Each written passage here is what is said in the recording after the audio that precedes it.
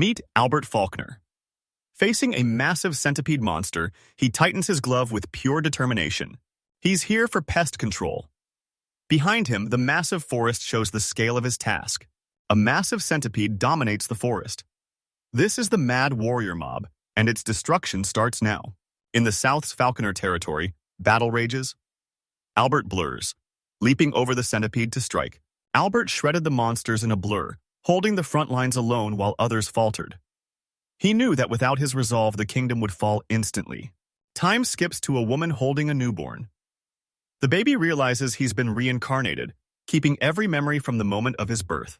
Now able to sit, baby Albert recalls his past life in Japan, but everything after age 40 is a total blank. Reborn as a noble, he realizes this new life is going to be easy mode. Age 5, and Albert's fighting for survival. He forces his body to strengthen as a flying insect dives, knowing that turning your back is a death sentence. Nobles summon beasts and wield mana while the weak perish. Young Albert sparks a flame, knowing that at age 10, he'll be thrown onto the front lines to face a nightmare horde of monster insects. Standing over the massive insect carcasses littering the forest, he whispers, "It's finally over." The battle ends, but unease lingers. Why does this new world feel like déjà vu, like he's lived it all before? Far from the forest, a remote village hides in the trees, looking peaceful from above. A giant bell slams down from the sky, shattering the earth and sending cracks everywhere. The ground quakes as dust explodes skyward from the massive impact. Slivian Falconer, head of the family and Albert's father, emerges from the dust, standing over the massive bell-shaped beast he just crushed. The crowd erupts in cheers. Their lord has returned, victorious and ready to protect them once again. The crowd watched in awe and gratitude as Slivian surveyed the scene with a commanding presence. Slivian wasn't happy, his face stern as he brought up the expedition with clear disappointment. He roared that these trash bugs were no challenge, demanding real entertainment.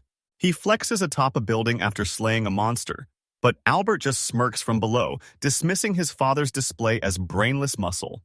Albert's father reveals he's turning 15 and heading to the Royal Noble Academy, but Albert has zero clue what that is. Shocked by Albert's ignorance, Slivian asks if his brothers told him anything. Albert admits they never spoke, making a frustrated Slivian snap that he should have gone to them. Slivian explains Radford Academy is a 4-year magic school for teens, but drops a bombshell. Albert needs to find a wife there, just like he met Melissa. Albert stunned this. Libyan urges Albert to talk to his family, but Albert's only fixated on the black nobles. Slithian says Albert won to inherit the family, but can still find glory. Yet everyone thinks he's too young to hunt monsters, and Albert hates it. Walking away, Albert realized Radford Royal Magic Academy was a game from his past life. His mind raced through shattered memories. The game ended with a massive demon war. He'd only cleared once. If it happens now, nobles like him are getting drafted. Albert remembers a grim truth: war demands sacrifice, and only falconers survive. He pictures his father Slivian over a slain monster, a haunting memory from his childhood. Is the game world separate, or will the academy finally confirm his suspicions? He stared out the window, weighing his past life as secrets against the future. As Albert departs, his tearful butler begs him to stay safe and find his path at the academy. As he leaves, Melissa warns the Falconer house loses its common sense without him, telling him to drop the pessimism. Before he can react, Melissa swings her massive blade, effortlessly slamming Albert to the ground. She mocked him as a pitiful child, calling it typical while Albert lay stunned. Clara steps in, dead serious, warning him this might be their final goodbye. She grabs his face, mocking his weakness. Did he really think he'd survive the capital with zero experience? His training is pathetic. Crushed by his family's goodbye, Albert choked out an apology, utterly defeated. He let out a hollow, desperate laugh. Heading to the capital, stablehand Colin mocks Albert's cringy family farewell, but an annoyed Albert snaps that it's no laughing matter. He recalled his family's brutal training, his father's focus on strength, his sister-in-law's battle readiness, and his mother's command to stay active. Outside the carriage, Colin notes Clara is lonely despite Albert's skills, but Albert admits he's lonely too. Colin observes Albert is still a master falconer, unchanged by his departure. Colin admits he's terrified of leaving home, but Albert reveals he hates magic combat. Colin's stunned. Albert is actually a sensitive soul. Albert realizes Colin is clueless, but puts him in charge of their 20-day trip to the capital. 5 days in, the schedule kicks into overdrive. Heading south, monsters thin out and travel gets easy. It's suspiciously smooth until Albert spots something wrong. Steel clashed. He whipped his head around, eyes wide, as a startled Colin called out. Albert realizes it's bandits, not monsters. Rumors of road raids were true. Colin panics. But Albert grabs a shovel if people are in trouble. They're helping. Colin hesitates and warns him, but Albert's already moving, shouting for him to hurry. Clashing steel rings through the forest. Axe-wielding bandits swarm the carriage as their leaders scream to protect Lord Giles. Even with superior numbers, the royal guards are buckling under the coordinated strike. Colin's baffled by the name, but the leader calls it a bluff, scoffing that a noble carriage would never have such weak guards. Albert noticed their perfect coordination. A mage was definitely among them, buffing their bodies with physical enhancement magic. He sized up the ambush. The guards were outnumbered, and while the bandits were weak, their massive numbers could crush any mage. Worse yet, he sensed hidden reinforcements waiting in. He lunges forward, shouting for Colin to hold position, clear the threats, and prep the carriage for their escape. Colin dodges a massive axe swing as the bandit mocks him, calling him a novice and telling him to run. Colin's no amateur. He blurs past the bandit's guard, dropping him with one brutal strike. He turns with a cold smirk. Who's next? On the other flank, Albert preps his counter, energy rings surging as he vows to end this fast. Focusing his will, he fires a massive energy blast at the unsuspecting bandits. The blast slams into the leader and his lackey, catching them off guard and blowing them back in agony. Albert's compressed past life mana erupted, engulfing the bandits and tearing through the forest. He smirked at the wreckage. Compared to the Great Forest, this power was nothing. The guards assess the damage. Bill and Myra are dead, but the rest are fine. Bandits escaped but are being hunted. No time to waste, we move out now. A hooded, light-haired noblewoman cuts the guard off, refusing to leave their fallen warriors behind. She calls out the guard as logic: if the carriage can handle 2 bodies, she'll just ride the noble S-horse. The guard steps up, asking about her magic. He couldn't attract the mana flow, but he felt the power. Behind them, the squad clears the bodies and the carriage. He inspects a charred bandit, sensing massive power. This isn't ancient lore, it's frontier anti-demon magic. The hooded woman gasps, visibly shaken. Hood up, she stops overthinking. They were caught in a conspiracy but still saved, so she swears on her name to repay the debt if they ever meet again. Her face hardens with resolve. She won't stop for anything, then asks Albert if he's okay. Colin reads calmly in the carriage while his guard dismisses the bandits as mere pawns. Amazed the boy stays this cool during a bloodbath. He felt the carriage was off and admitted Albert was right. Albert asked if the central region was just more human. Infighting compared to the frontier. Albert realizes he just took his first life, and Colin notes the Faulkners never crossed that line. Albert questions their enemies, but Colin laughs. Corrupt bandits are everyone's foe, and Albert buys it. Albert wondered if that win was too easy, but he brushed it off as they passed through the gate and left the forest behind. A hooded princess and her guard head to a village to cure a plague, but she grimly admits the bandits were actually meant to kill her. Colin's stunned. The story hasn't even begun.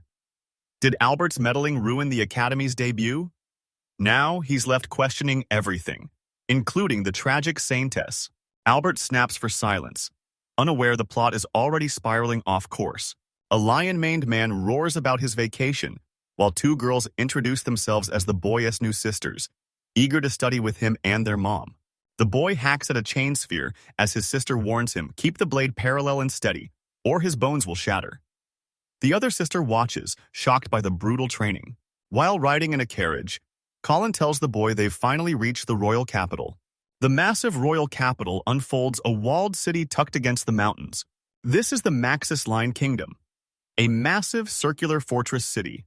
With 400 years of history, this city has stood the test of time.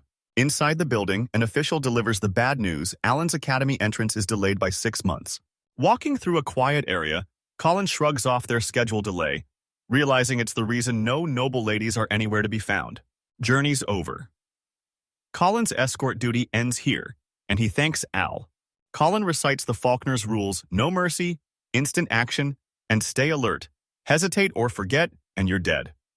Al accepts the brutal, unchanging code. He walks the capital's busy streets, watching the locals. He pushed forward, weighing his options. Academy S delayed, but he still has work to do. Commotion erupts as an old man collapses, shocking the crowd. I watch, stunned by the sudden chaos. A foul black mist brushed him. What was that? Dark veins crawl across the cobblestones where the man fell. The source has to be up ahead. In a nearby church, a priest prays before a goddess statue, begging for forgiveness. I approach the priest mid-prayer, asking for a moment of his time. The priest greets Al for the first time. Al asks why the church is here, and the priest explains the capital is split by 4 massive walls. He breaks down the city-high nobles in the Supreme District, the rich in the Noble Zone, and commoners near Radford Academy, while the royals and state facilities stay separate. He hits District 4, also known as Outsiders Town, a dangerous former slum where capital commoners face brutal discrimination. The priest explains that newcomers must greet the goddess at the church, but Al stays stone-faced and ignores him. The priest reveals a young hero once saved the church, but he's just a side quest character. Al asks why he was here, and the priest brings up a fallen religion.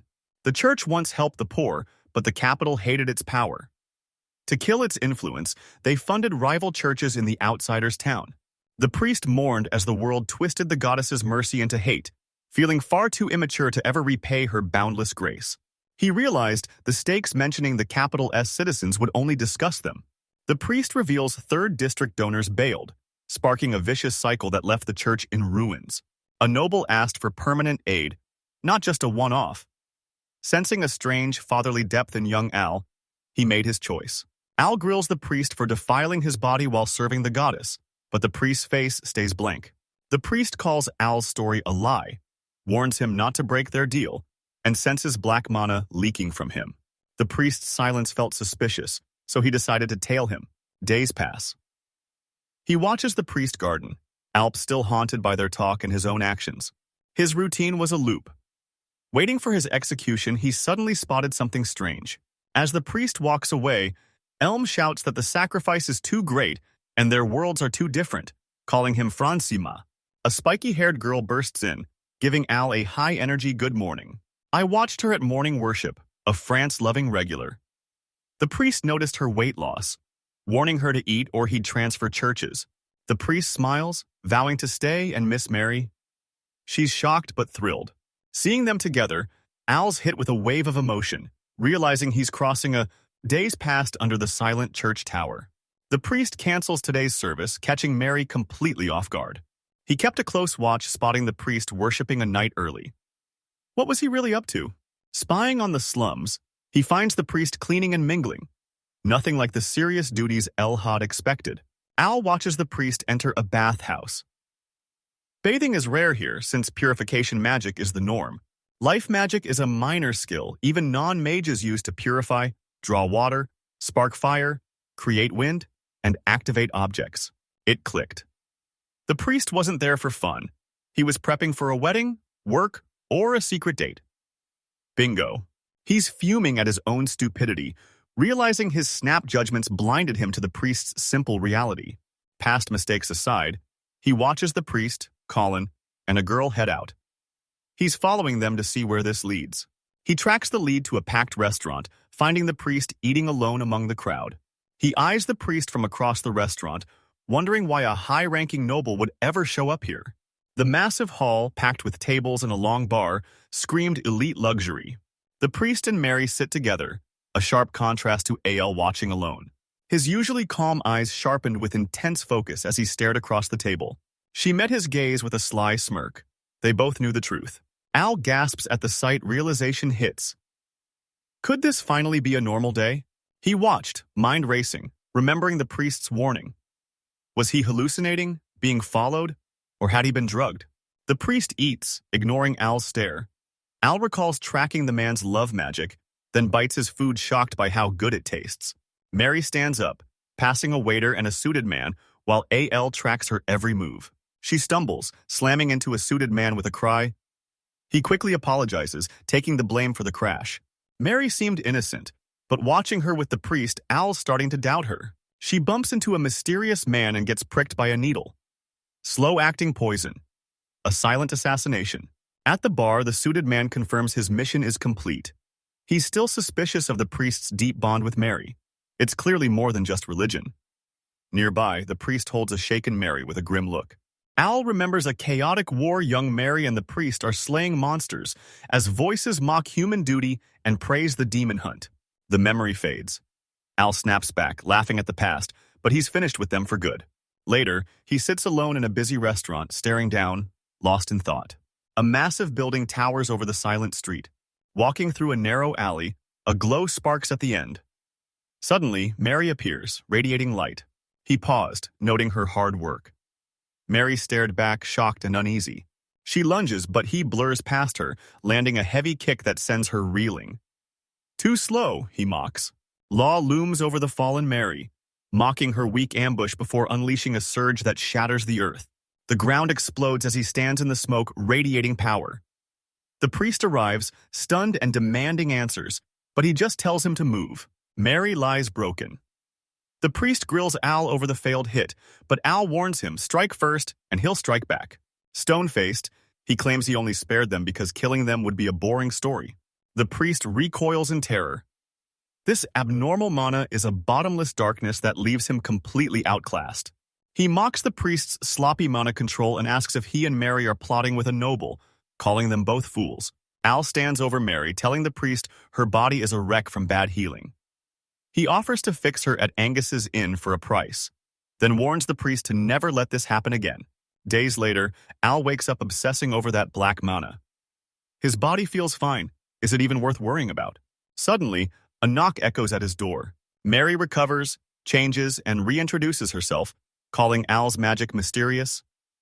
From his desk, Al asks if she's here for revenge. She denies everything, claiming she's just following orders. Franz never wanted this fight, and Al had zero involvement. The priest was cornered. A mole for a kingdom-wide shadow group. He was being crushed by the church thanks to Franz. His options were gone, leaving him with nothing but misery. Al tells Mary that Franz's pain is beyond normal people, then hits her with a cold. So what? Mary's ordered to seal France, and after yesterday's chaos, the organization wants Al to join them. Al realized he had to stop Franz's deathification, a mana-fueled emotional meltdown. If the cult's secrets leak, they're paralyzed. But if Franz transforms, the church. Mary's here with a sliver of hope, revealing the name she tracked down, border mage Albert Faulkner. He shut her down, claiming he doesn't get involved, and has zero interest in their group or their efforts. Mary warns, the enemy's retreat is just the start. Deathification is coming. It's a fatal surge of negative emotions and mana that the organization is trying to decode. Knowing the organization would keep interfering, she went rogue without telling Al, fearing he'd just discard her. Days later, a quiet church sits under a cloudy sky. Mary cradled the priest's corpse before the goddess statue as the town mourned their loss. 2 months after Franz and Mary's church specter incident, Al finishes his paperwork and finally joins the academy as enrollment opens. At the academy, Collins faces a student with a massive score gap, 70-40. I'll watch from a distance. The student's glared, eyes sharp with focus and frustration. Looking down at the crowd, he reflected on his days of scouting. The power gap between nobles and commoners was massive. Colin, Al, and the class marched through the grand halls, minds racing with anticipation. A vision showed the final war between humans and demons. To stop the slaughter, he'll do whatever it takes. No proof. It's a game world yet. If it is, the opening event starts in this very hall. Admissions end. An official commands the hall, pointing right at a student. The fated clash is here. The game starts now. Al stays unfazed by the drama. His big moment is still far off, leaving him with nothing to do but wait. He sighed, bored. Restricted from the elite zones, he was sick of hunting commoner thugs, and even the nobles were dodging him. Al found the capital dull after hunting demons, but the crowd was shocked. Was this the legendary falconer's blood? A glinting knife thuds into the leaves, a silent sign of a hidden attacker. Vince, the lion-maned elder, prunes a tree and asks Al and a student if they're homesick, offering to help them settle in. He adds that having a home is a blessing even if you get homesick. Vince's words about home hit Al hard, opening his eyes to things he'd missed. Vince shifts gears, trashing the lazy students who only show up to whine instead of tending the academy gardens. He sighs at the hassle. Vince's gaze sharpened with an ancient aura. He sensed Al's caution, realizing the boy was hiding something and it was time to back off. The chronicler exposes the truth. Vince is actually a demon. Meet a rare legend with ancestral power over 200 years old and living as a bizarre event character. Fiery-haired Ida slams Vince for betraying demons to hide with humans. Vince stays cool, claiming he's bound by human trust, but Ida snaps, calling him a disgrace for. Ada confronts Vince, calling his master's demon history mere hearsay. She claims only the war faction knows their true roots, and Vince stops to listen. He remembered his people's history, wandering outcasts, hunted by humans and branded as devils. Forced to change names and flee countries, secret noble allies were their only shield. Vince knew his clan was restless and didn't care if they fell, but he refused to live among humans unprotected. Ida scoffed in outrage, demanding how he could see humans as anything but a weak, inferior race. She points to the thriving capital, living proof of the demon race's magical power and grand civilization. Humans are weak but creative, so she argues demons should just use their power to steal everything they build. Vince grips his head and sighs. It's not that simple, and they can't go back to wandering. Determined, Ida leaves the estate behind, disappearing down the long tree-lined path. Fuming alone, she hated Vince for babying her and protecting humans. She was sick of hiding their true nature just to blend in. Still fired up from her clash with Vince, a guy with a bag approaches Ida. He apologizes for mistaking her for a customer, but she sharply demands to know his business. Vince's task is finished, but Ida's still suspicious. She can't believe a weak human would dare show up here, sneering at his pathetic mana. As he turns to leave, it hits her. Is he one of those rumored protectors? Sitting with Colin, Al calls the surprise guest a rootless weed who always pops up out of nowhere. He tells Vince the newcomer's mana is insane. When asked for his take on Ida, Vince agrees but stays suspiciously quiet. Ida packs the mana of a frontier noble, but her sloppy control is wasting all that potential. Inside, he scoffs at Ada's mana-fueled ego, annoyed by her lingering immaturity. He tells Al I should devour his nature with pure chaos. Unlike the quiet border, Vince chuckles. She sounds absolutely fierce. Vince claims slaying a rookie without hesitation marks a true warrior, while Al suspects they're a protector on a secret mission. Vince scans the academy, uneasy. He suspects the Tea Party wasn't just a meeting, but the birth of a secret war faction. Enrollment's nearly finished, and Al hits the Great Hall tomorrow. Lord Vince ordered him to stay hidden, but a mysterious sign has already appeared. Vince refused to risk his team's lives on a reckless gamble, deciding to wait and see how things unfolded. Al, Mary, and the students huddle in a dim room, questioning if they dare move forward without Lord Vince's permission. Another student confronts Ida, who sternly asks if they're really okay not knowing the origin of the thread binding them. Politics are a mess. Protector links to Vince, but Vince and Ida have zero trust. Meanwhile, Ida's allied with a war faction out to end humanity. The diagram reveals intel that could unmask everyone, including Lord Vince. Vince rejects the data, but Ida dives in, even though she suspects it's a lie. Ada grins at Al, claiming the academy has secrets. She'll break a low-mana noble for answers, ditching her pride to save her people. Aida envisioned leading a brutal counterattack, rallying her troops over fallen enemies to liberate their kin and reclaim the demon race. Pride. Grinning like a maniac, she pictured the glory returning home to be hailed as a national hero. At the academy, a student warns Vince that Ida's crew jumped a kid named Ira. Vince is stunned. Did Ida really sell out to the war faction? Panicked, he grills the student for answers. Why was Al there and did he die in the attack?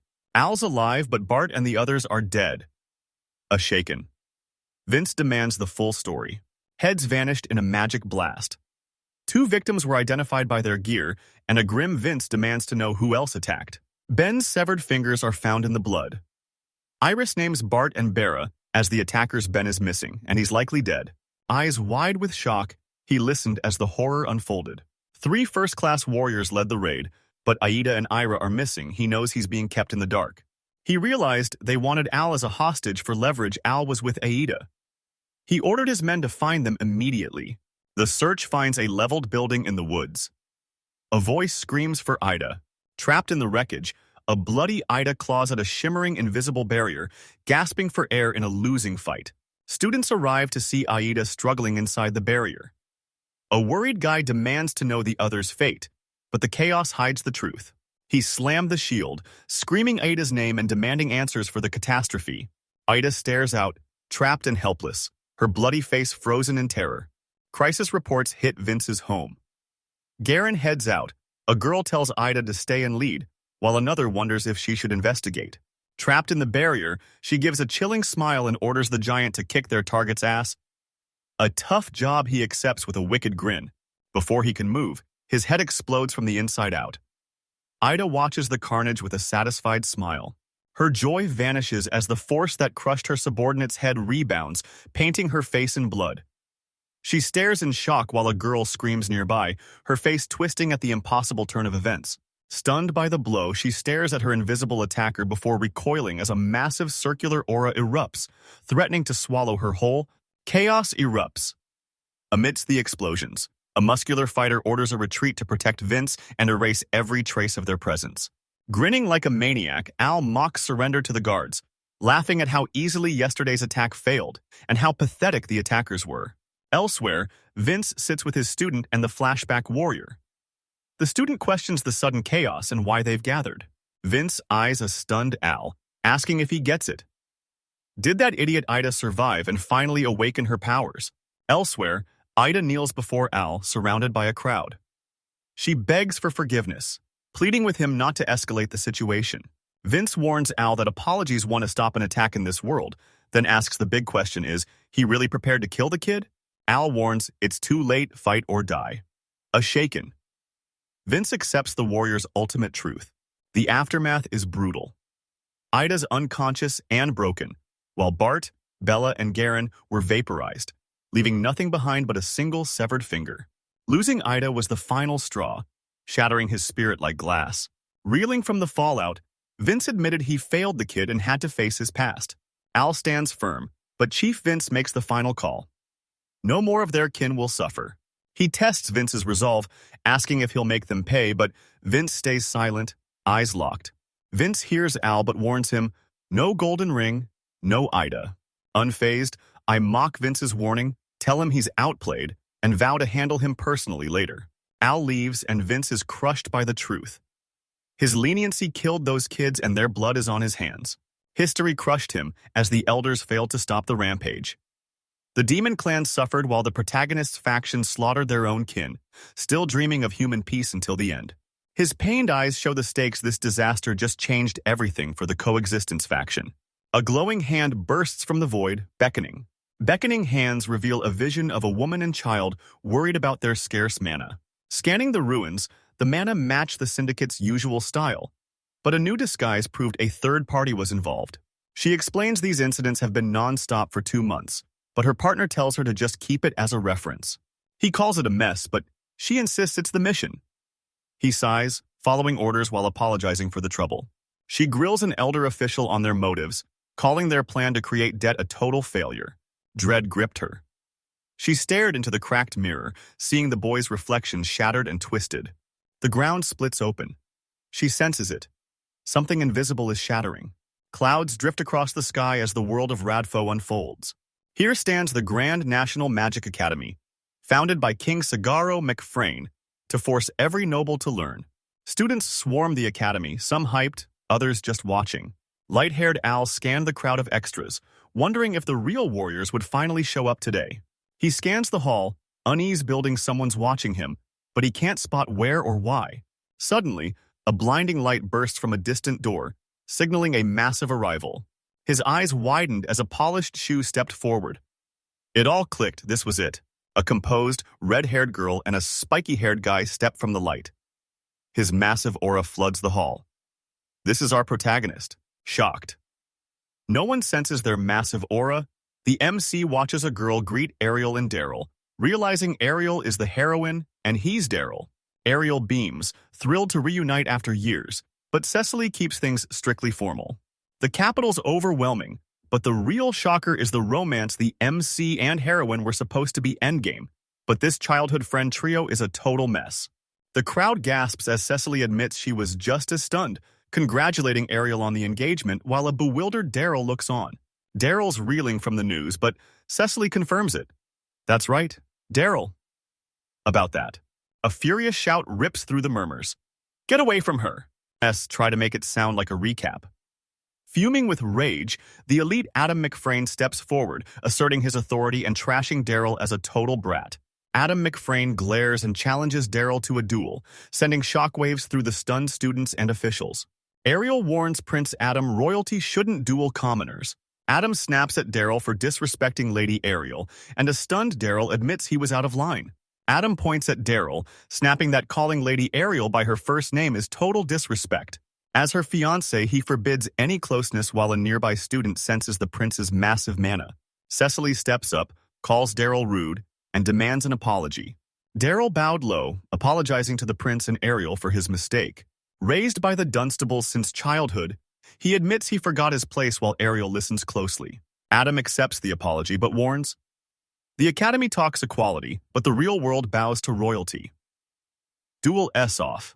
Matter settled, Adam takes Ariel's hand to leave, giving Daryl one final warning, no second chances. Relieved, Daryl thanks Cecily for the save. He chuckled at the memory, and Cecily confirmed it, that's Lady Alcott's home. Adam grins. It's real. He's reincarnated into a game, but a sudden doubt hits him. He remembers a hall packed with students as a blinding light explodes. Was that overkill? Scanning the room, he gauged their mana. Relying on just 2 people is a joke. Haunted by a past war, he realizes. His power absolutely dwarfs Daryl, Ariel, and the rest of. A curly-haired man interrupts his thoughts, addressing him as Lord Albert Faulkner. He turns with a polite smile, glad their true colors are finally showing, and asks what they want. Flanked by 2 stern allies, the man summoned him as the girl demanded they make it quick. His eye snaps wide in shock and panic, begging them to remove the blindfold. He sits on a plush sofa, 3 figures looming. They'd brought him here blindfolded in a carriage. Is he still at the academy or somewhere else? The boy steps up, calls him Lord Albert again, and apologizes for his rudeness. Joel, in military uniform, introduces himself alongside short-haired Vera and Rana, who has his dark hair tied back. They're the King's Shadow, a nameless, secret order publicly. They pose as his loyal retainers to hide their true bond. Joel's mom briefed him on the organization and his role. Now, he's asking for the next move. In a formal room, Joel tells an unseen superior they'll answer every question, but warns that his mana sensing makes lying impossible. Vera watches Joel closely, his mana rock steady. She can too read his intentions, but Joel swears he's being honest. Joel realized Vera's job as a perceiver was brutal and packed with useless steps. In a lavish room, Joel, Rano, and Vera confront a long-haired man sitting calmly on a sofa. Victor, leader of the King's Shadow Squad, cuts the small talk. Does Albert hate Adam McFrane or the royal family? Joel calmly denies any bad thoughts toward the family. Victor narrows his eyes, asking what Joel's been watching in the Great Hall daily. Joel reveals his intel in the hall he's been scouting the Connected Ones, and how rival noble retainers weaponize their powers. He wasn't lying, just hiding his real goal. Vera's opinion meant nothing. Falconer was a handful, but Joel just smiled, honored to take him on. Victor ends the talk, and Joel nods. Victor and Vera leave, but Joel lingers, sensing a strange chill in the air that only he can feel. Victor leans back, stone-faced, while Joel inspects a dark scrap of fabric. Daryl and Cecily's actions weighed on him while Victor watched from a distance. Joel's eyes flare with sharp focus, signaling he's already seen the end result. Victor sits composed, completely unfazed by the rising tension. Chaos erupts. Rano pins Jolie down while Vera kneels over him, desperate high above. Victor watches from the balcony, looming. Victor towers over the defeated Joel, demanding info on Daryl and Cecily.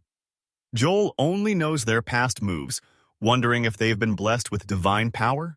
Victor barks for Joel to approach while a kneeling Vera cries out in concern. Pinned down, Joel looks up as his captor leans in to deliver a message. Victor squats over his captive, demanding the truth about the Oracle's shrine mate. Trapped, he met Victor's gaze with sharp resolve, refusing to back down. To Britain. 10 years ago, a nun received a goddess-s oracle. The oracle foretold 2 heroes bringing a millennium of human peace and a century of demon agony, making war between the races inevitable. The priests are stunned, especially by the mention of 1,000 years of harmony. The nun prepared to name the chosen ones. The prophecy hit the royals and nobles fast, confirming the 2 chosen ones and their divine protection. The noble doubts the MC's destiny and asks about the pair, but the high priest reveals the oracle is a state secret known only to royals and the church elite. The noble realized the anti-goddess faction saw him as a threat. He knew their secret, so they're using him to manipulate the king. The high priest warns some secrets are better left buried, and the noble chuckles, agreeing it fits his situation perfectly. The panicked priest mutters in shock, the shrine maiden's core light has been recognized. The high priest grills the bishop as the elder priest declares divine light impossible. He's never seen it before, and doubts the guy is even a mage with such pathetic mana. A sweating, balding man vents to a stern, mustached guy while a blonde noble and lady watch from the background. As he voices his fear, dark tendrils explode from his body, his mana turning pitch black and visible to the stern observer. Shadows writhe as the noble wonders are they black and white and linked to a reincarnator. The blonde girl asks the noble what he wants to talk about. Bound by glowing chains, he asks if they react to all mana. Vera confirms they do, seeing right through his hidden power. Her chains track every mana flicker and emotion. One spike and she'll instantly crush you from afar. Her chains were powerful, but his mana didn't even flinch. Shaken, she mutters it's just as predicted. Glowing chains bind him, but his mana remains untouched. The balding man sweats in terror while the young noble remains tied up behind him. Suddenly, an invisible force shatters the ceiling, pinning Victor in glowing chains. As the group watches in shock, Vera condemns him for the ultimate crime, targeting her with magic. Still bound by magic chains, Vera grills him for the attack. He denies it, claims the chains react to malice, and asks where the bishop is. Albert drags Victor away as the young noble demands to know what he's doing. Vera recoils from the bishop's foul mana. Albert stands stunned, and the noble remains trapped in magic chains. Victor collapses, his hand surging with dark mana as Vera spots the strange energy. Victor hits the dirt, and the noble spots a ring on his finger. Victor snaps, screaming he's framed and insulting his accusers, but Vera won't budge. Surrounded by two hooded figures, Victor begs for mercy, claiming he was tricked into taking a powerful cursed ring. The malice-spreading ring triggers its self-destruct and shatters into pieces. Albert reveals the curse was meant for the noble, but the ring redirected it to Victor. Even crazier, the noble carries a fragment of the Child of God's light. Albert warns the noble to stay low at school, reminding him the royal's power goes way past Joel. The noble agrees, vowing to serve the kingdom. He asks the blindfolded man why they trust the young noble walking away down the corridor. He questioned Falconer's motives. Was it just bias or something deeper? Is it really that simple? The noble waves Albert off, thanking him for the quick talk. Their next meeting will be the real deal. Alone in the dark, he questioned the Oracle's child and the game's hidden secrets. War was coming. He wondered what would Lord Joel and the heroes do. In the carriage, Vera asks if he's worried about someone. He simply nods. He holds the glowing patterned orb, the name Albert Faulkner echoing in his mind. Vera narrowed her eyes, doubting his true loyalty. Under the moonlight, he stands firm, vowing to forge his own path. Grinning with resolve, he vowed to keep pushing through this world. Enrollment day has no big ceremony. Albert just grabs his schedule at the magnificent academy reception. Schedule in hand, he hits the massive second plaza, stunned by the crowd and the hall's insane scale. The academy mirrored his past life's university. Pick your classes, build your schedule. But here, freedom meant nothing without hard work. A spiky-haired student spots Lord Joel and the main cast, but the prince and heroine are in another class. Nearby, a red-haired girl is already annoyed. He wondered if the academy had an entrance ceremony, dreading the thought of standing through long, boring speeches. The peace shatters as a dark-haired student demands news of Lady Claudia, only for a blonde noblewoman to mock his lineage. He seethes as the class erupts in whispers. She waved him off, calling his rare magic useless and ordering him out, but a sudden déjà vu hit him. He'd lived this exact moment before. The angry student watches him closely, realizing everything nearby looks way too familiar. A jolt hit him. He'd heard this before. A blonde teacher explains faction building, the academy's time to recruit powerful nobles. He asks why the system is necessary. The teacher smirks. It's just easier. Factions streamline academy management and let nobles save face by handling their own drama internally. Faction rules explained, the academy instantly splits into cliques. Between the laughter and formal handshakes, the light-haired boy gets swept into the social chaos. With groups set, Yoel calls the academy a mini-society where students must navigate the chaos themselves. Al scanned the crowd.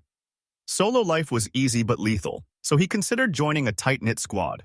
At the Faulkner estate, the priest notes Al's enrollment day. Vera's confident she's already trained him to survive the capital. Vera's words failed. The priest panicked, picturing Al as a lone white king trapped by enemies on a chessboard. Back at the academy, Al stands alone in the massive hall while the other students form their squads.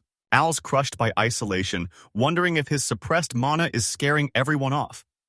He's desperate to belong, but Yoel's crew leaves him behind, only the spiky-haired. Overwhelmed and desperate, he screams for them to stay back, leaving the spiky-haired student stunned by the raw intensity. After his outburst, Al realized everyone saw him as pathetic trash, but then it hit him. His mana control never actually broke. As Al stands alone, Yoel's crew gossips, noting his mana feels like a berserker's. They debate snitching but decide to stay out of it, unaware that Southern. In a packed hall, he stands alone, an untouchable god, with no one to worship him. Slumped and distressed, Albert's lonely academy life was off to a brutal start. Inside the grand hall, the orders are simple: head to the station. The teacher briefs the class on the dungeon sim, a 5-floor magic facility where they'll hunt monsters that dissolve into mana. After crushing the boss, they'll teleport back. Using the trial, Albert worries he'll be solo while Yoel treats the dungeon like a tutorial, mocking the nameless outcast for already being shunned. Yoel rejects Albert, telling him he's better off alone. Albert's crushed, realizing even the teachers are casting him aside. In a quiet hall, a voice asks Lord Yoel, "Is he safe alone with Albert?" Elsewhere, a spiky blonde and a redhead talk strategy, deciding they have enough members to finally team up with Albert. The blonde student shuts it down. Dragging in another family violates protocol, revealing Albert is actually a member of the elite Southern 5 families. The Falconers. Red hair gasps. The Falconers' mad mage. Blonde nods. Everyone knows that night, but for all the wrong reasons. The Falconers are the mad mages, a fearless lineage using secret magic to boost their bodies beyond human limits. Albert hides his massive mana, but his power still leaves everyone deeply unsettled. Maybe it was the Falconer name, but he couldn't refuse their offer or shake their suspicion. Her blonde ally finally gets why UL's group was so wary he couldn't sense Albert's mana at all. She confirms it's the Falconer family's signature mana control. Albert walks a dark stone hall alone as 2 shadows watch from the sidelines. His blonde ally says Albert has the guts to be a connector, but no one else sees it. Why let them play him for a fool? He heads to the goblin floor, asking if she's fought in the East. She coldly replies that as royal shadows, they eliminate all threats. Albert listens, wondering what they think his role is. He asks if goblins and orcs rule the East. She smirks. They know those monsters better than their own parents. Floor 4 opens and a new challenge awaits. Albert lunges, decks a goblin, and sends it flying, roaring for the rest to come get some. A snarling goblin horde armed with clubs and knives charges him. The goblins dissolved into mana. He expected a challenge, but they were total pushovers. He scanned the monster remains, wondering if more would spawn. Sweat beaded on his brow. This felt too simple, too crude. Something was wrong. Goblins should overwhelm with numbers, but the dungeon's difficulty isn't scaling, making him wonder if the system is even being managed. Trapped in the dungeon, he realized no teachers were coming. Orientation warned him any accidents are his responsibility. He's completely on his own. A chill hits him. A massive unknown presence he's never felt before. Eyes wide, a heavy shield slams him back, sending him flying with a scream. Deep in the dungeon, Yoel orders his squad to shield Lady Claudia, but one student hates the command. Albert's attacker is revealed a massive shield-wielding goblin. The students stare in total shock at the monstrous beast. A shadow mocks the pathetic sight of students mingling with nobles. Perfect timing, a goblin general has arrived, and it's been way too long since a major death. A shadow asks for the body count. The leader gives a chilling nod. He's all for it. A massive building looms under a grim sky, its dark windows hiding the chaos about to erupt. A massive spiky-haired goblin looms over the students. Even with his back turned, his presence alone terrifies Al and Yoel. The goblin snarled, baring its fangs with murderous intent. As the goblin looms, a dark-haired student warns Claudia's follower to stay alert. Terrified, The blonde student stares in disbelief at the lone monster. The goblin glares with predatory intent. These students are in serious trouble. Claudia's follower screams silently, eyes wide with terror as she stares at the monster. A bloodshot eye wide with terror as the horrific reality finally sinks in. The goblin looms, its aura bleeding ghostly faces. The students freeze as one chilling thought hits them. Are we going to die? The goblin general's aura sends the students fleeing in terror, one boy screaming in despair as he bolts. Panic peaks as the glasses kid trips. Al grabs him, shouting that running blindly is a death sentence. He turns to the group, voice steady, demanding they stop infighting during the crisis. Claudia's blonde follower is stunned, while a grim YOL questions the sudden shift. Facing the massive goblin general, he bellows that this is no ordinary dungeon. Yoel doubted anyone could actually speak goblin, and the other students agreed communication was impossible. Al confronts the goblin general, asserting its intelligence and asking for its demands. The goblin general roars and lunges for the kill, fangs bared, as Claudia's follower gasps in terror. The monster general blurs through the air, lunging with claws out for a lethal strike. Al blocks the general's strike with his arm, tanking the shockwave without flinching as Claudia's follower watches in total disbelief. Al's eyes burn with resolve, while Claudia's follower freezes in pure shock and terror. Enraged by Al's defiance, the goblin general snarls with savage, burning eyes. The monstrous fist slams home, blasting shockwaves as the blonde noble recoils, and students watch in total disbelief. Before the general can react, Al blitzes forward and smashes its face. He blasts the goblin back with a powerful sweep. Before it recovers, he lands a final punch, flooring the beast. Standing in the rubble, he sighs. It's been a long time since he's had a proper fight. Nearby, the slick-haired student and blonde pigtail noble stared in shock, unable to process what just happened. He confirmed the student was unharmed, then asked the noble girl if she was from the south. She thanks him for the save, but he cuts her off, demanding she stay silent. They never saw that goblin? The student snaps awake, shouting at him for disrespecting Lady Claudia. Lady Claudia shuts him up, choosing to thank their savior for now. He waves her off, calling her a fake Borderlands warrior instead of a real mob, and tells them to stay out of it. As he walks off, Claudia wonders, is he a southern close combatant? She shrieks in shock as Al casually apologizes for not hearing her earlier. Still reeling, she wonders if frequent monster spawns are common knowledge, while Al finds her unique reaction peculiar. On floor 5, Al faces a massive, hideous goblin that towers over the cavern. He watched the beast, remembering dungeons spawn rare variants with insane powers, and the academy knew exactly when they'd appear. He doubts the teacher's story. The capital hates frontier nobles, so he isn't buying it. Enraged, the noble student clenches her fist, shouting that the teachers are gambling with their lives for sport. Back with Al, he confirms they've hit the rendezvous and wonders what Yoel's crew is up to. They cornered Yoel and the others, accusing them of cheating and disgracing the academy's rules. The students are clueless, but the teachers recoil as dark mana surges nearby. Other teachers were blind to the dark mana. Was this a targeted attack? It felt just like the energy from the gobble. Goblin Owl questioned his haste, but he had to find the truth. Truth. The sermon rolls on, waiting for the next clear soul. Orientation ends with 0 incidents, but one question remains: did no one really die? The adults huddle to discuss the news. Albert confirms the anomaly is real, but wonders how such a monster was killed without a scratch, especially in the frontier. Did the staff ignore the anomaly or handle it? Albert recalled. The Haswells dealt with this before. Were these the same demons his elder fought? Vera cuts in. Could a new student really be the one who took down that monster? Al steps up, stunning the adults. Albert denies it. Victor sweats, and Vera glares. Al knows they must reinvestigate the noble lady now, dismissing these useless adults as dead weight. He dismissed the character as a transparent, simple-minded fool. He ignored the threat, knowing he could crush everyone here 10 times over. They're just stalling the inevitable. He'd rather they just vanish. Night falls as the elite Albert leaves a bunny girl with a satisfied grin. She leaves. He turns to go, but a sharp noise stops him cold. He stares back into the dark, eyes wide. A heavy hit sends him sprawling before he can even blink. He screams in rage, demanding respect and shouting about his noble rank. A shadow looms, threatening to cut off 2 fingers if he speaks. Albert screams as blood sprays the cold stone. Broken and weeping, Albert begs for answers. Al steps from the shadows, face hidden, coldly declaring, "If you're hurt, you strike back." Next day at dungeon orientation, a blonde boy, a redhead, and a student with glasses find their teacher's corpse on floor 1 and freeze in horror.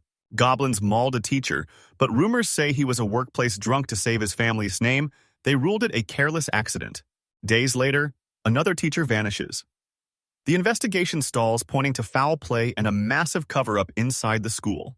In a cell, an elder priest and young noble discuss the murdered teachers. Sick of rumors and two people enjoying the chaos, the priest demands immediate action. The enraged priest slams the academy for betting on the next victim, calling it a reckless gamble with lives. The noble's mind races as he watches the elite bet on their lives. This isn't a game, it's a death sentence, and these monsters are beyond saving. Nearby, Albert. Echoing the noble's fury, the elder priest roars over the gamble on their lives while the high priest stays cold. Below, the academy's dark secret is out: 2 dead teachers. The official cover. The academy looked peaceful, but dark schemes brewed inside. Was this a faction purge or the royal family's secret execution?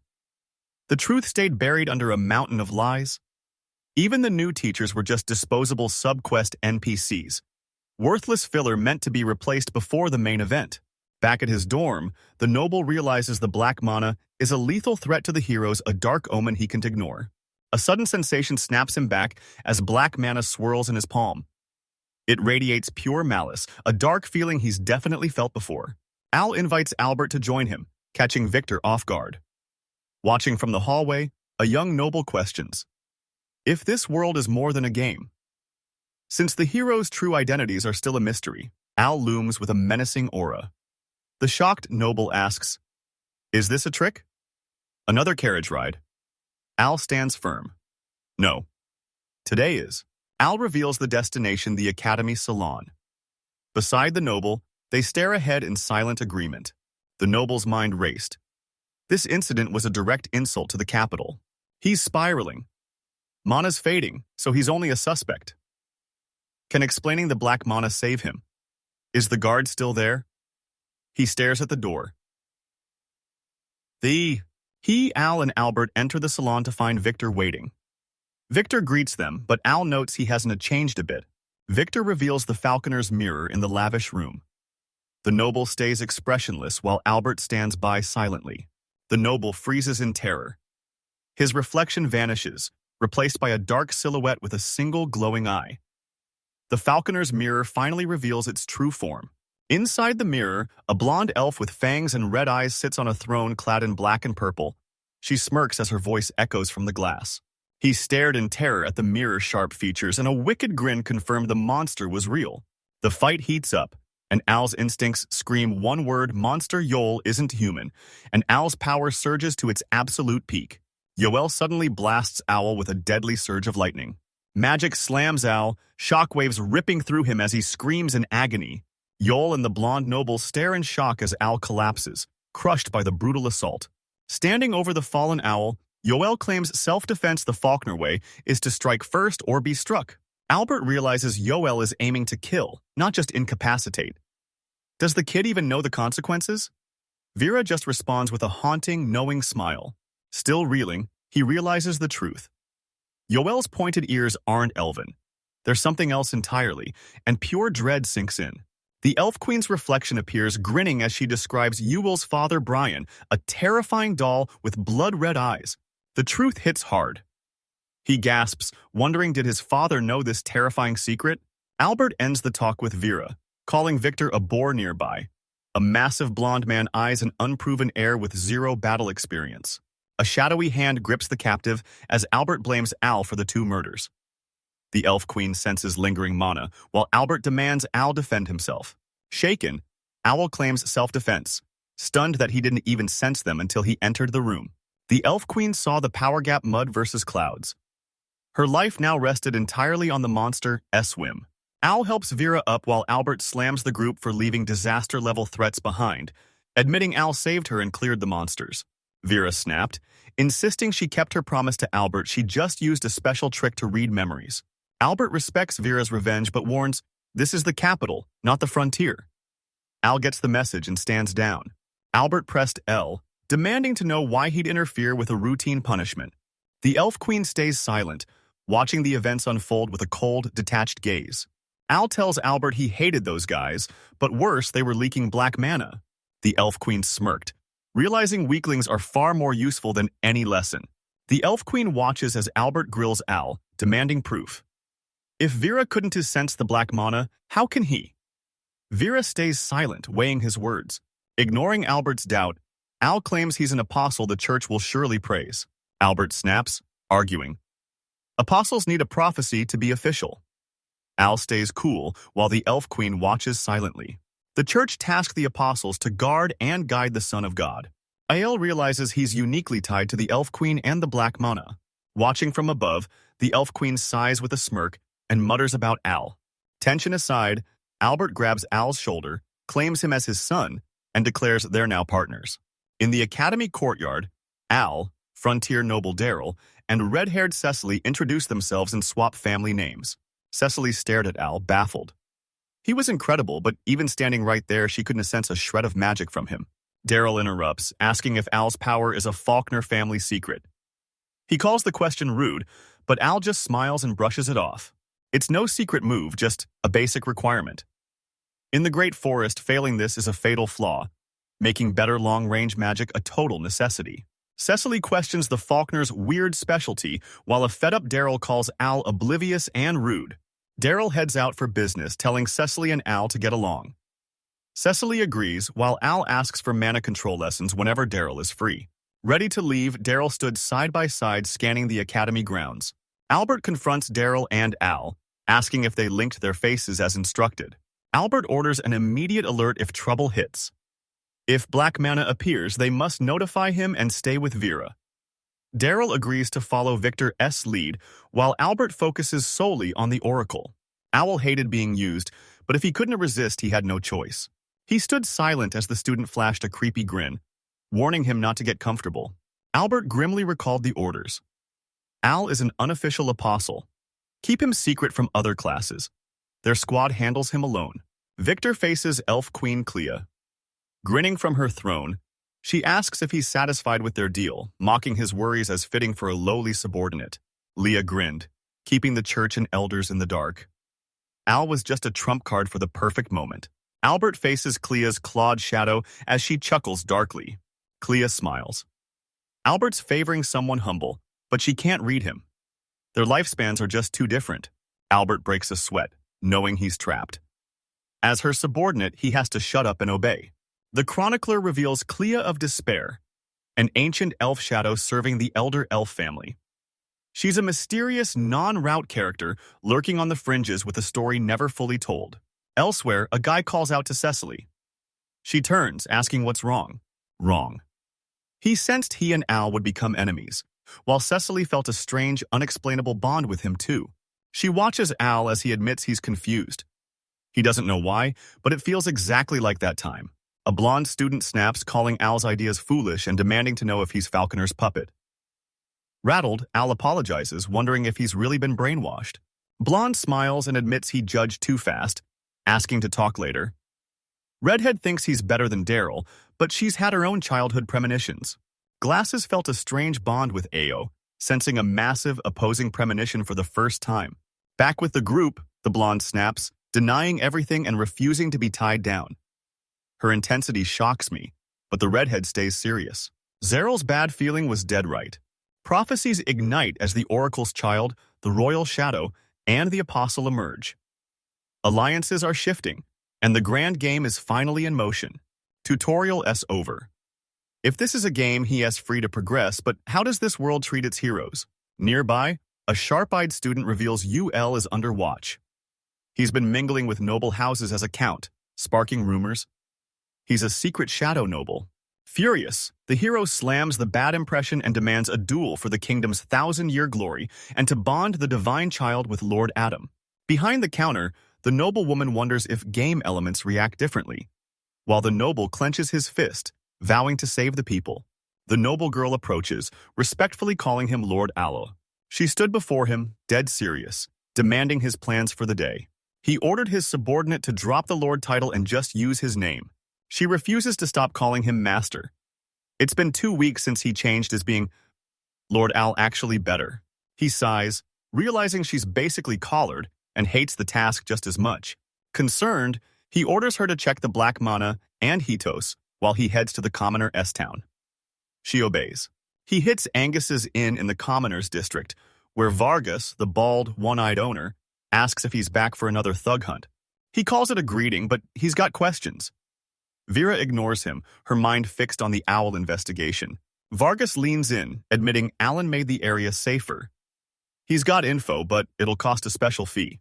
He's not here for thugs or heroics. He wants intel on Mary's death festival and Franz's assistant, leaving Vera stunned by his bluntness. Vargas calls their story a tragedy. He confirms a death spirit. Hit the church, they deny it, but the ruins prove it. Even with the district lord at the festival, 0 casualties were reported. He brought up rumors of a divine magic user at the academy joining a mock battle, though he didn't know the full details. At the church, the grim elder priest senses a death spirit. He calls it a foul nuisance and orders someone to hunt it down. Sensing their high mana, he invites the blonde boy and redhead girl to witness divine magic in action. The blonde accepts, eager to master mana and combat. The redhead clarifies they want to understand divine magic, not reject it. Impressed by their resolve, the priests smile. The elder priest was certain this was all the goddess's divine guidance. Al thanks Vargas for the assist. Vargas flips a coin, telling him to bring a guest next time. Almuze realizes this quest is basically a game.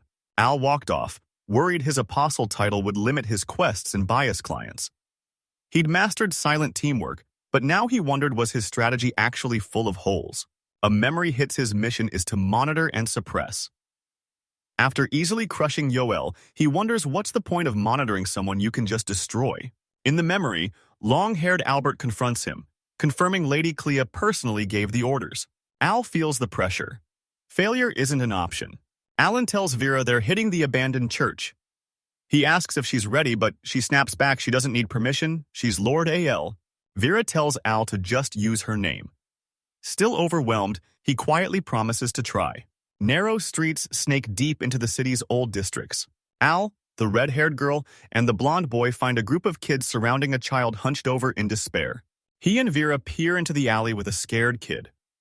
Ahead, 2 more children stand frozen, backs turned, staring into the shadows.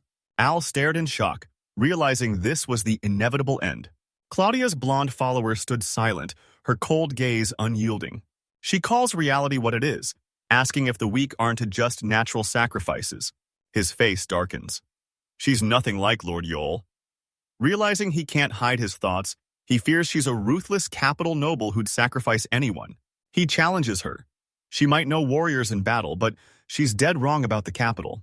Al explains commoners aren't meant for battle, exposing the capital noble's twisted logic. Recalling Albert and Victor's vision of commoners being sacrificed and ignored by law, he realizes the blonde student shuts him down, calling the warriors defeat fate and demanding they drop the pointless argument. Let's Go with Al watches Yoel pump his angry classmates for info, calling Al a rude jerk as she walks away. Wait, let us look. AI narrowed his eyes, silently weighing every word and event. He realized seeing the blessed falconer face temptation was a beautiful sight. He faced the cold truth no help was coming, and the weak get crushed. He watched the girl cry, wondering if she was truly as clueless about the brutal truth as she seemed. Across town, a church tower reeks of impure mana as a dark presence looms. Al and Daryl sense a sinister aura. Undead haunt the eastern canyon, but this presence is unusually clear. Daryl warns Al to stay sharp, mustached. Holy Knight Commander Wallace interrupts, dismissing their fears. He tells them they are too weak and his unit will handle the mess. Armed with divine magic, these holy knights hunt monsters for the goddess church, and rumor says they guide anyone who opposes the faith. Wallace chuckles, praising Al and the redhead for their hard work and calling them impressive for their age. The redhead presses him. Will their magic actually work against the intermediate undead Wallace mentioned? He sized up the foe. Weak undead were easy, but this mystery threat was different. Al nodded, sharing the concern. Wallace wants to test their power by destroying or binding the undead, but the redhead refuses to drag Al into more trouble. His red-haired companion warned him, the Grand Priest is already tracking their mana, and they're in deep trouble. Ignoring her, Wallace stays stone-faced and orders them to follow. While Wallace talks, Al spots the church's move and tells Yoel to hide their fear. Hiding in the shadows, Yoel asks if Vera was interrogated about their recent moves. Yoel's act was a trap to confirm the Holy Knights were hunting their unique magic. A blonde noble and her companion stare in shock, wondering if these two are elite magic users. He analyzed Owl and Falconer's mana control, wondering if their power was unique. He wondered if these two were goddess-blessed chosen ones with unique magic. Vera sternly asks if he saw their magic firsthand. She warns him not to pry, but notes their power radiates a divine holy light. Two students, a red-haired girl and a light-haired boy, stand back-to-back as dark energy surges around them, a power they call white mana. The redhead thought back to when white mana first mixed into their match. This white mana supercharges the student's magic and grants massive recovery. The students scoured church records but found 0 leads on the mysterious white man. Sentry flexes her refined power while Daryl manipulates white flames. He stared white flame. Is this some endgame ultimate technique? Ultimate techniques are late-game powerhouses tied to specific events.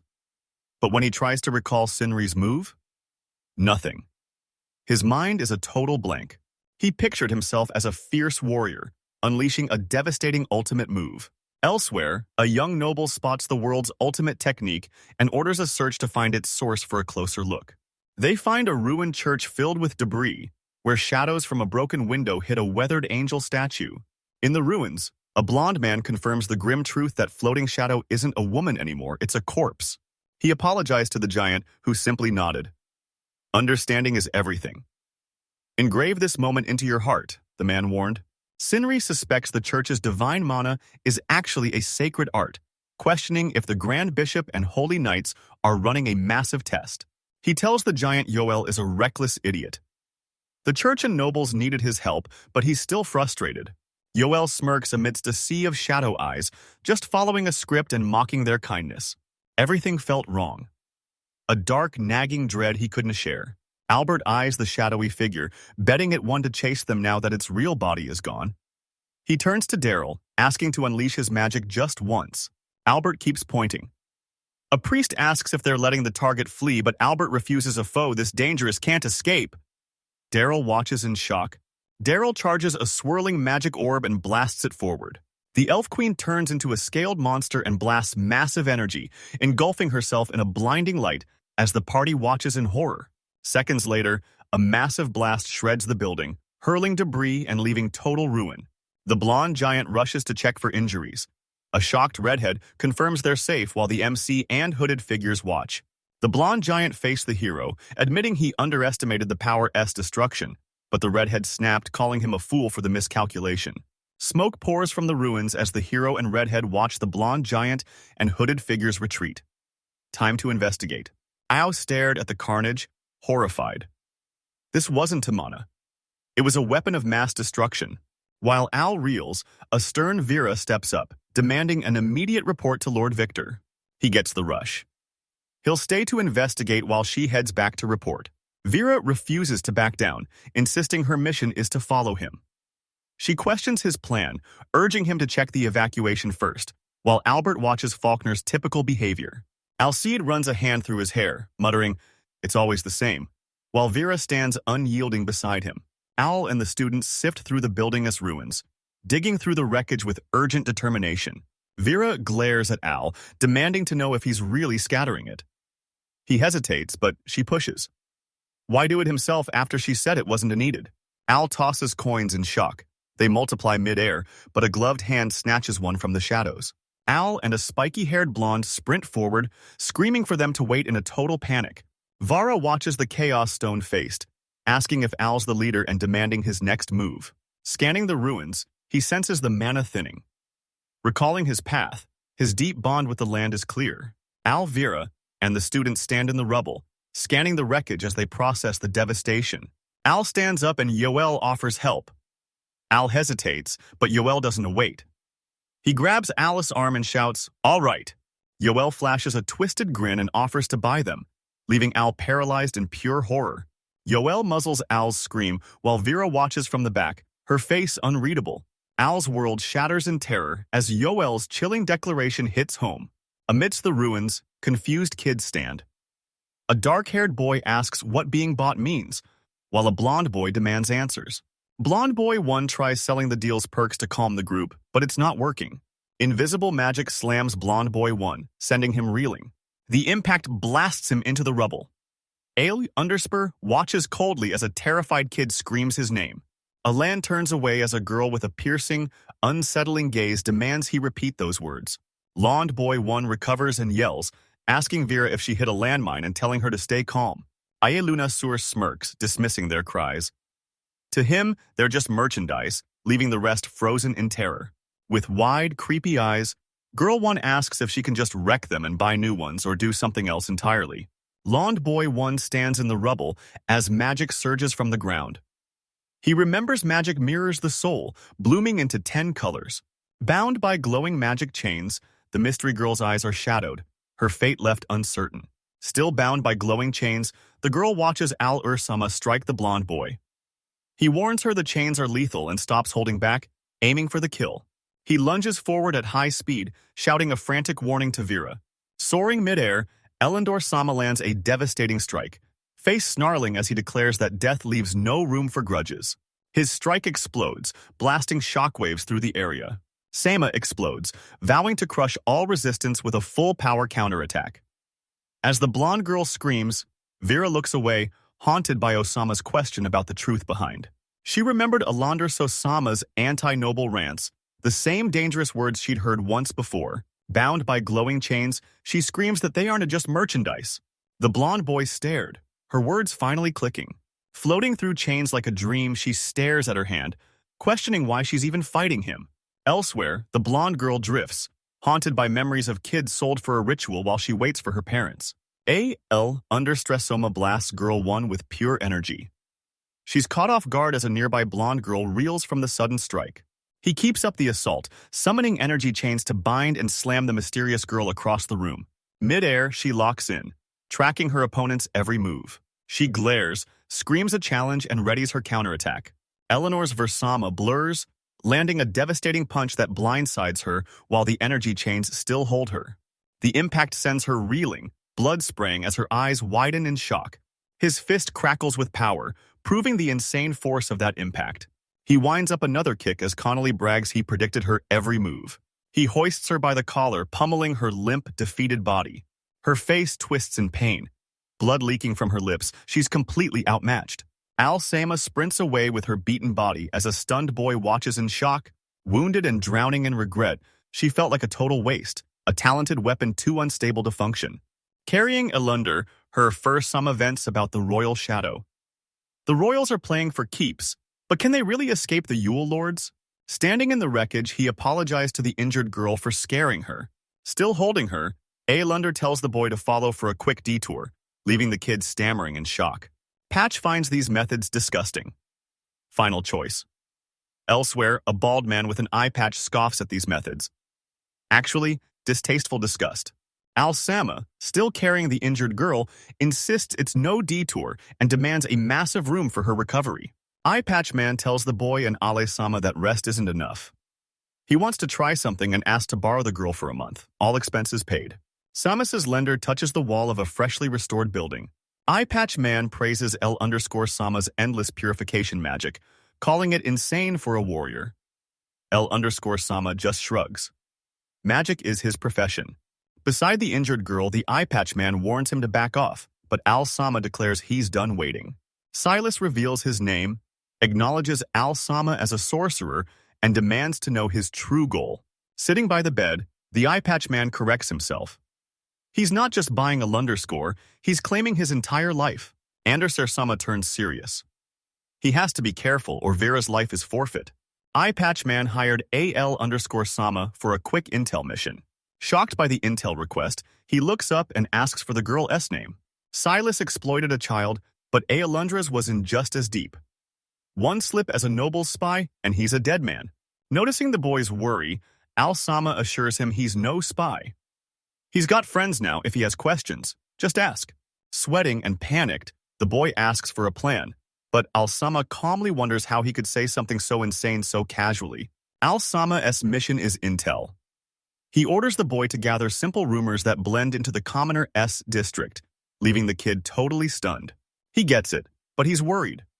Blending into the commoner town as outsiders is tough. Can they really pull off this infiltration? Al-Sama notes their clothes are worn out. He says, basic magic keeps slum kids looking clean, essential since they're judged solely on their appearance, and he assured the boy a new look would sell the illusion and promised to prep everything for the transformation. Al-Sama reveals a local noble named Vargas, offering his status for the mission. He orders them to gather intel while Eye Patch Man watches, stone-faced. Drenched in sweat and panicking, the kid is totally lost. He'd understand being a toy, but this makes zero sense.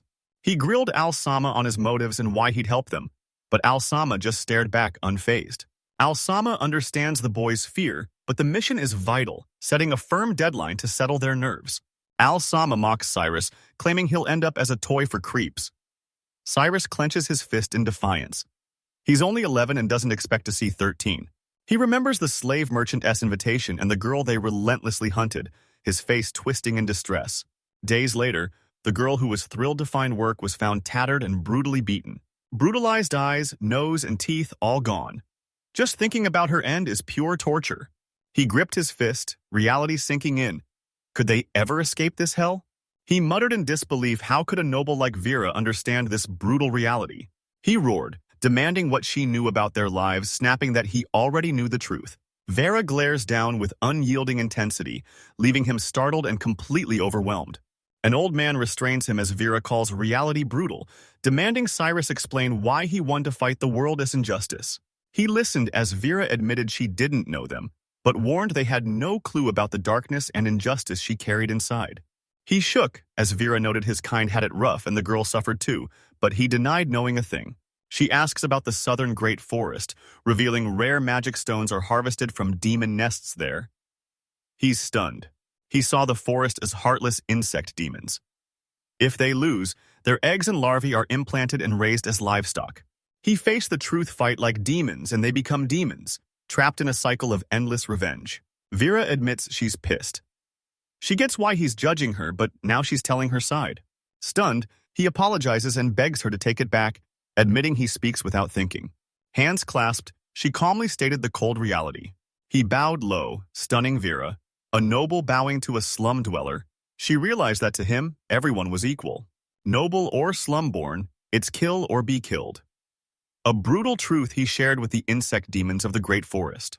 Vera approaches Al-Sama in bed, asking for a lesson. He calmly asks what she wants to learn. They're fighting as ordered, but she asks how they can possibly do more. His answer: just run. Al-Sama smirked, explaining this wasn't as simple as a fourth war battle. Vera's stunned. Run away, leave the capital. He nods. No point fighting a losing battle. He tells her to flee if life gets too hard, then asks why she stays in the slums. Vera considers the southern farms but wonders is running away just a sign of weakness. She looked down and apologized, taking back her words. She never imagined a different life for people like them.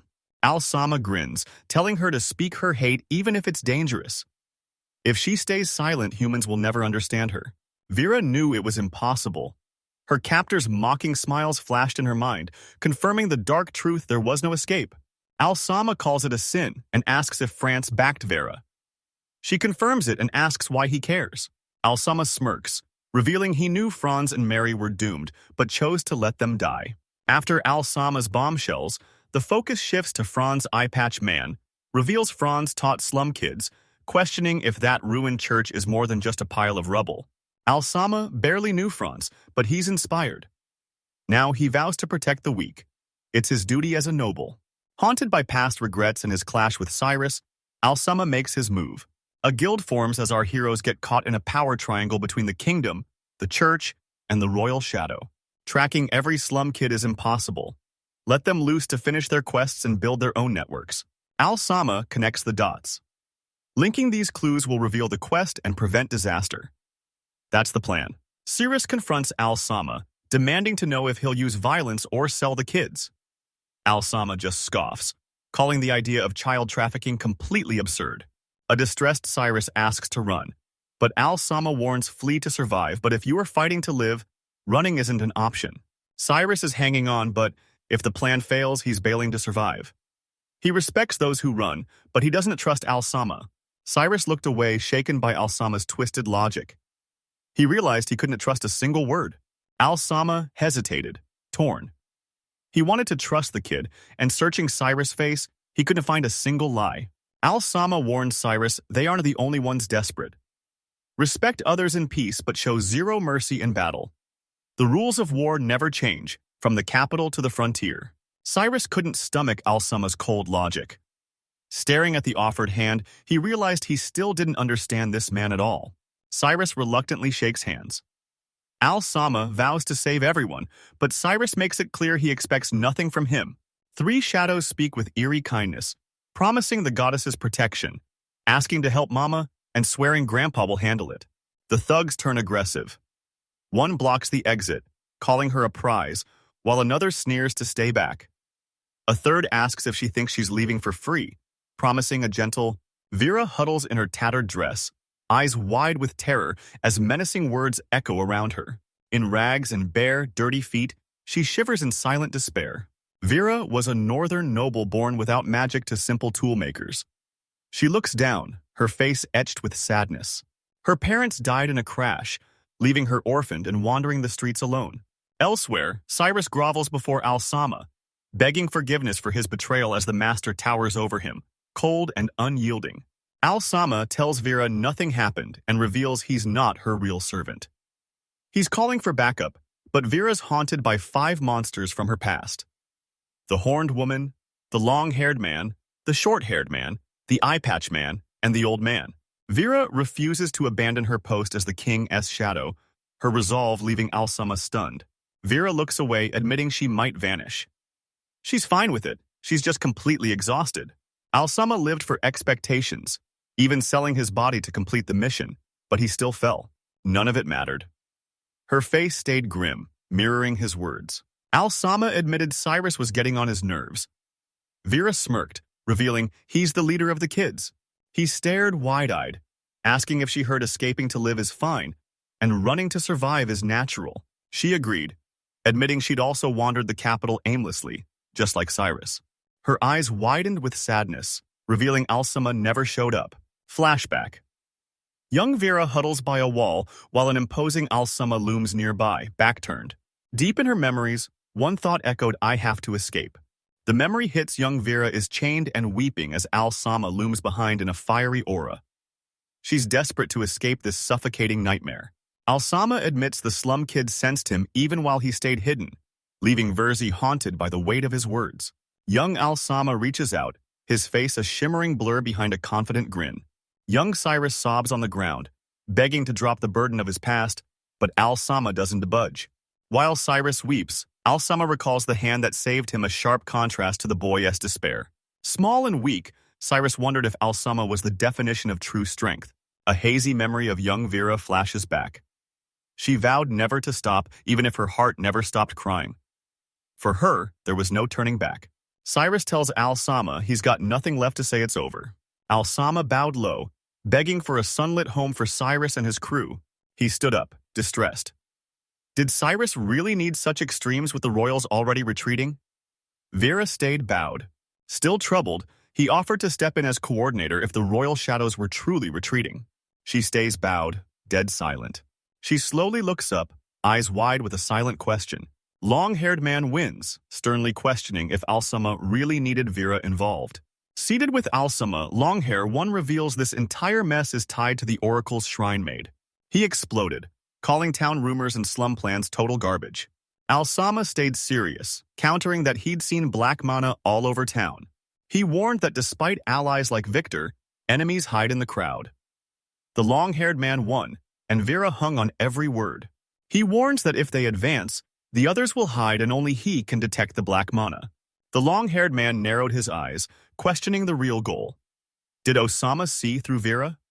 Was he actually serious about the slum intel? Al-Sama narrows his eyes, demanding to know what the man is clinging to and can explain. The horned woman mocks Al-Sama as a mere boy, claiming his actions only benefit the Oracle's shrine mate. Albert cuts in with another question, catching Al-Sama off guard with the sudden pivot. He asks if Vera's his lover and if her scent set him off, leaving Al-Sama and the horned woman visibly stunned. Al-Sama sweats in pure embarrassment, blindsided by the sudden question. He wasn't the only one stunned. Cyrus and the dark-haired kid stood frozen, faces twisted in pure shock and embarrassment. Victor kept shouting, demanding answers while Al-Sama and the boys panicked. The horned woman waves him off, calling Victor's question foolish and instantly killing the tension. The horned woman shuts Victor down, but he keeps pushing, sneering as he grills Al-Sama about his feelings for Vera. He warns him not to judge, leaving a flustered Al-Sama stam. She snaps, calling Victor a boring villain who's gone too far. Al-Sama, Vera, and the boy watch, stunned and worried. Al-Sama recovers, calling Victor's questions idiotic, especially in front of Vera. He fumes, demanding to know if Victor really plans to make her his lover. He insisted Vera was just a kid while she looked up with wide, innocent eyes and clasped hands. Віктор не зрушив з місця. Його обличчя спотворилося, коли він закричав, запитуючи, чи має Осама якісь погані наміри. Темна енергія виходила від нього. Al-Sama warns Victor he's gone too far, and the horned woman steps in to shut him down, declaring that in this wasteland, children are treasures and mothers deserve absolute respect. Then she drops a chilling twist. She actually agrees with Victor's brutal take on the brat. Victor's shocked, and Al-Sama is left reeling in confusion. Vera sits regally before Al-Sama, Joel, and Rano as three others watch. She calls Al-Sama, and he snaps a sharp yes. She asks if he'll side with this royal shadow brat, but Al-Sama looks troubled. Trouble. Al-Sama clenches his fist, weighing the risks of this path. Tearing up, Al-Sama makes his choice. He's done being the royal shadow and is striking out on a new path. Vera smirks knowingly, acknowledging his declaration. Vera stands, dropping new orders. Al-Sama's done as the royal shadow. He's a subordinate now.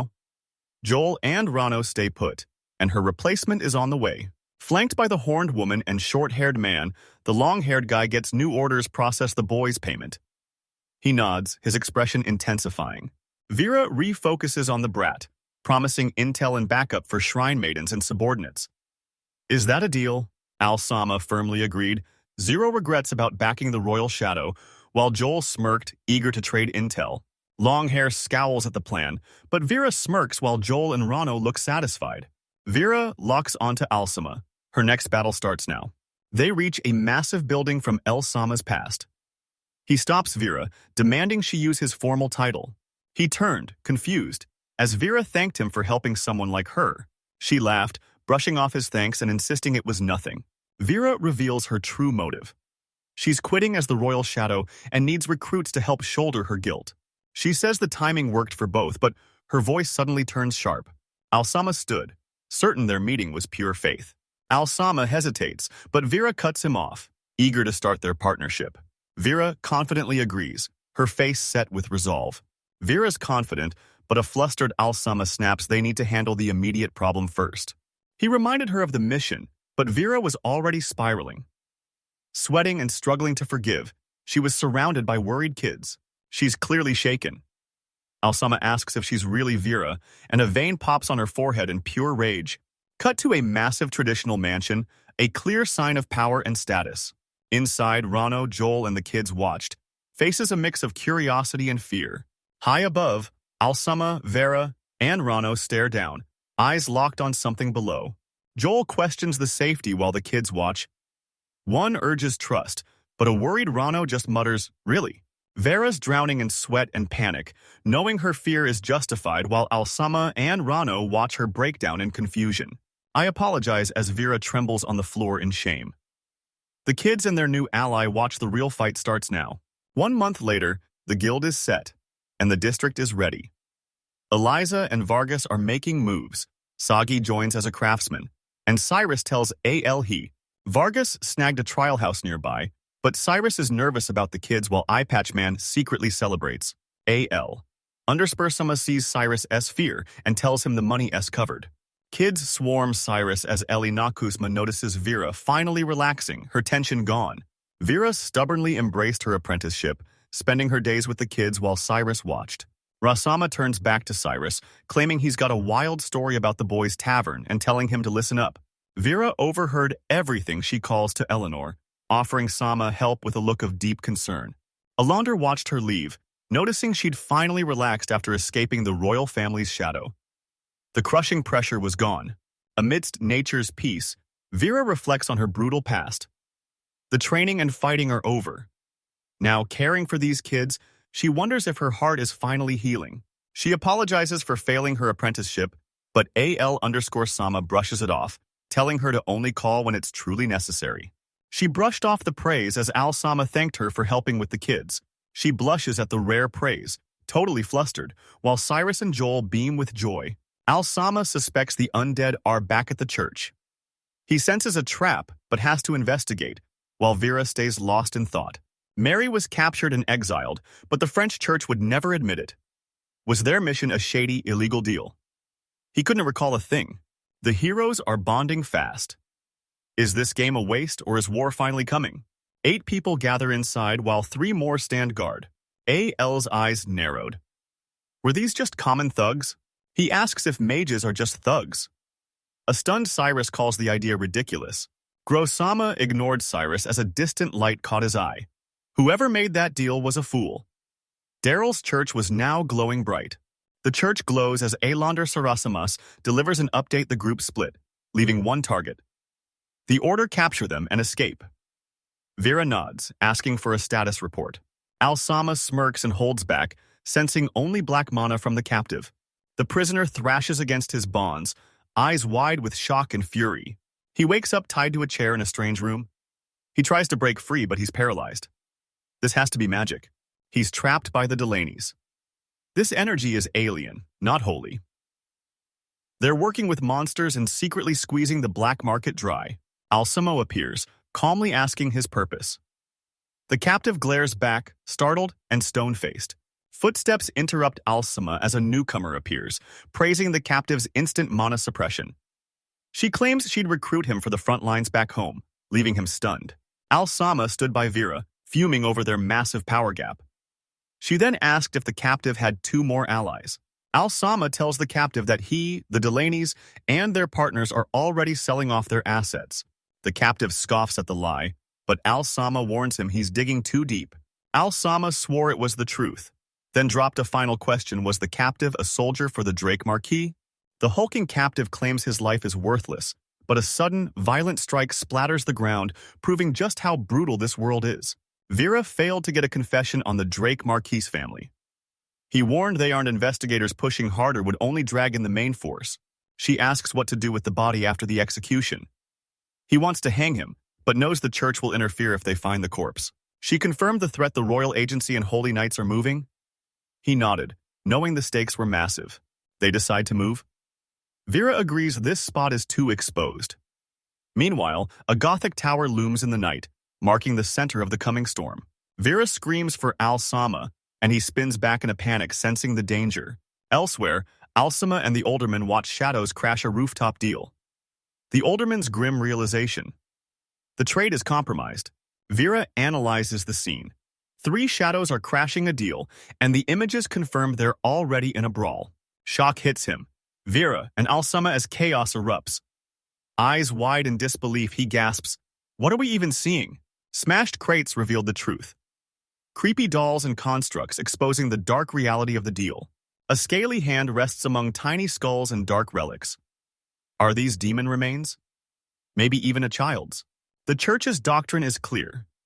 Demons are thieves who stole the goddess's grace, making their slaughter a holy duty. Al-Sama screams it's wrong, but a chillingly calm Vera confirms it. Shadowy figures blast a man in black with energy, sending him reeling in agony. Blood spills as invisible forces hoist him high. A shadow watches his agony as he screams for answers. Glowing chains erupt from a spiky-haired girl's hands as shadows close in on the terrified crowd. Watching the kids, she remembers her past. Orphaned and alone, she finally found a home, and she vows Cyrus and the others will never suffer like she did. Vowing no mercy, her glowing chains lash out, sending a shadow figure flying. Fueled by her will to protect, her chains evolved, becoming faster and sharper to instantly counter the rising threat. A masked man suddenly confronts the girl and blonde boy, demanding their names with a sharp, unsettling voice. Scanning the crates, the blonde boy wonders, is this a sick game, or are the nobles just too useless to stop the rot? He didn't care about saving the world, but the apocalypse was far from over. He knows she hates fighting, but asks for her strength anyway because the danger is far from over. Looking up at Vera, he declares Alsama gave his life peace and meaning. She vowed to serve no matter the obstacles. Vera, the berserker's follower, finally found her purpose. Hesitation gone. She's now fully committed to protecting her master. Alsama stands firm under the crescent moon. He built a guild to save her, and there's no turning back now.